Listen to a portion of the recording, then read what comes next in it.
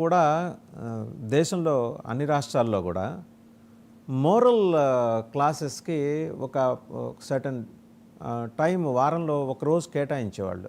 లేదా కొన్ని స్కూల్స్లో అయితే ప్రతిరోజు చివరి పీరియడ్ మోరల్ పీరియడ్ అయితే పిల్లలు ఎగ్గొట్టి వెళ్ళిపోవటం అట్లా. అంటే కానీ చాలా స్కూల్స్లో చాలా సంవత్సరాల పాటు నడిచినాయి మోరల్ క్లాసెస్. నేను అటెండ్ అయినోడ్నే, రెగ్యులర్గా 5 ఏళ్ళు అటెండ్ అయినోడ్నే. అక్కడ కదా ఇలాంటివి చెప్పాల్సింది. మనం ఒక సివిలియన్గా, ఒక పౌరుడిగా బాధ్యతగా మనం వెళ్ళాల్సిన ఉన్నప్పుడు ఎలా మెలగాలి, రోడ్డుకి ఎడం పక్క నడవమని మోరల్ క్లాస్లో చెబుతారు. ఎలా నడవాలి, ఎలా నడుచుకోవాలి, నడత అండ్ అలాగే పెద్దల పట్ల ఎలా ఉండాలి, అలాగే సమాజంలో వెళ్ళినప్పుడు ఎలా మెలగాలి, ఇవన్నీ చెప్పబట్టి వాళ్ళందరూ ట్యూన్ చేయబట్టి రుద్దబట్టి స్టాండర్డ్గా 10th క్లాస్ అయిపోయి పిల్లాడు బయటకు వచ్చేప్పుడు వాడు కొంత డిసిప్లిన్ వచ్చేస్తుంది. ఇవాళ ఏ స్కూల్లోనూ లేవు కదా సార్ మోరల్ క్లాసెస్. కరెక్ట్ అండి. ఇప్పుడు అంతే కదండి. యాక్చువల్లీ ఇప్పుడు నేను ఇంత క్రితం కూడా ఒకసారి మన డిస్కషన్లో నేను చెప్పాను. ఇప్పుడు ఒక 20-30 ఏళ్ల క్రితము, ఇంకా 30 ఏళ్ల క్రితం అనుకుందాం, మనకి లిమిటెడ్ కాలేజెస్ ఉండేవి, ఇంజనీరింగ్ కాలేజెస్, లిమిటెడ్ కాలేజెస్ ఉండే. అప్పుడు అమెరికా వెళ్ళాలన్నా లేదా బ్రిటిష్ కానీ ఇలా ఆస్ట్రేలియా ఇలా చదువుకోవాలన్నా కూడా భారీ ఎత్తున కష్టపడి ఒక 2 ఏళ్ళు కష్టపడి ఎగ్జామ్స్ రాసి జిఆర్ఈ లేకపోతే జిఎంఆట్, జిఎంఏటి అంటే జిఎంఆట్, టోఫిల్ అంటే ఇంగ్లీష్ కూడా రావాలి, టోఫిల్, ఇవన్నీ రాసి ఇవన్నీ ప్రిపేర్ అయ్యి రాసి దీని స్కోర్స్ మీద అడ్మిషన్స్ వచ్చేవి. అయితే ఏంటంటే మనం చూస్తున్న కానీ ఇండియాలో కూడా మన తెలుగు రాష్ట్రాల్లోనే 600 ఇంజనీరింగ్ కాలేజీలు ఉన్నాయి. రెండు రాష్ట్రాలు కలిపి ఇంజనీరింగ్ కాలేజీలు ఉన్నాయి. అందులో ఒక 100 మంచి కాలేజీలు, మేము ఇంకొక 100 తర్వాత మిగతా కాలేజీలు అన్నీ కూడా దాదాపు అందులో అక్కడ చదువుకున్న వ్యక్తే లెక్చరర్గా చేస్తాడు, క్లాసులు జరుగుతాయా జరగట్లేదా.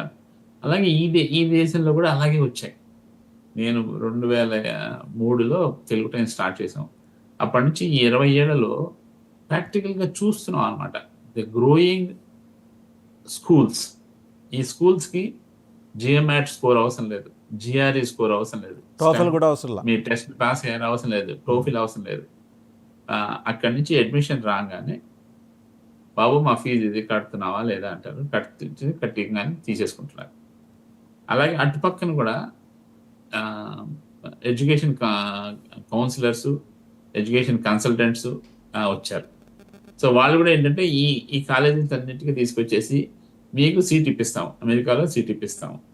ఇప్పుడు అది ఆల్ సెట్ అండ్ అమెరికా కూడా ఇస్ ఏ కమర్షియల్ ఇంపార్టెన్స్ ఎక్కువ, దీనికి బిజినెస్ ఇంపార్టెన్స్ ఎక్కువ. బిజినెస్ ఇంపార్టెన్స్ అని వీళ్ళందరూ సార్ మనకి ఆ దేశం గురించి తెలిసే అక్కడికి వెళ్తున్నాం. క్యాపిటలిస్ట్ ఎకానమీలో రెండు ప్యారలల్గా నడుస్తుంటాయి. క్యాపిటలిస్టిక్ ధోరణి ప్యారలల్, అది ఒక విధానంలో వెళ్తే దాని ప్యారలల్ లైన్లో ఎడ్యుకేషన్ సిస్టమ్ నడుస్తుంటుంది. రెండింటిని సింక్ చేయడానికి అవకాశం ఉంది. ఏమవుతుందంటే వీళ్ళకి అందువల్ల ఏమవుతుందంటే చాలా స్వేచ్ఛతో వస్తున్నారు. ఇప్పుడు ఒక అమెరికాలో ఒక సీట్ సంపాదించడానికి నేను 2 ఏళ్ళు కోచింగ్ తీసుకున్నాను, నేను జిఆర్ఈ రాశాను, జిఆర్ఈలో స్కోర్ వచ్చింది, మొదటిసారి సరిగ్గా రాలేదు, మళ్ళీ ఇంకోసారి అపియర్ అయ్యాను, రెండోసారి స్కోర్ వచ్చింది. ఇదంతా ఎప్పుడు 30 ఏళ్ళ క్రితం స్కోర్. నేను యంగా ఉన్నప్పుడు అమెరికా వెళ్దాం అనుకున్న వాళ్ళు పడ్డ కష్టాలు అన్నీ, ఇప్పుడు కిరణ్ గారు లాంటి వాళ్ళందరూ అలా వచ్చిన వాళ్ళమాట.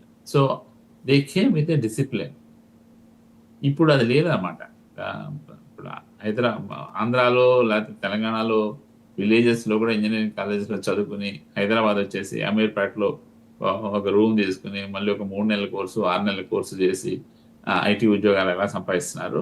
అదేవిధంగా మళ్ళీ ఈ కోచింగ్ క్లాసులు లేకపోతే ఎడ్యుకేషన్ కన్సల్టెంట్స్ దగ్గర చేరటం, ఒక 5-6 యూనివర్సిటీ 5-6 కాలేజీలు, we should not even call them universities, 5-6 కాలేజీలు ఆయన ఇస్తాడు, అప్లై చేస్తారు, సీట్ వచ్చింది అంటారు.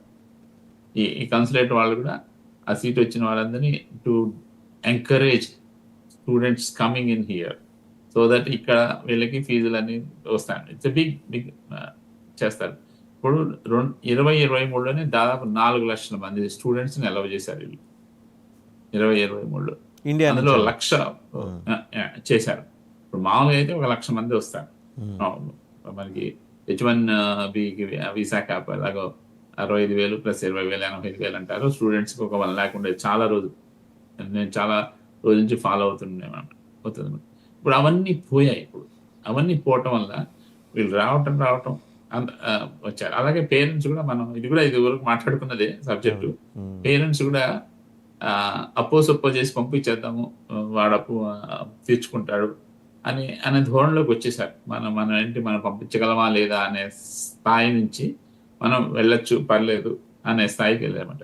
ఇప్పుడు కావాల్సిందల్లా ఏంటయ్యా అంటే డిసిప్లిన్. ఇప్పుడు మీరు ఇందాక అడిగిన ప్రశ్న కిరణ్ గారిని అడిగారు, 7-8 లక్షలు ఉన్న స్టూడెంట్స్ అన్న 2 లక్షలు పడిపోతారు.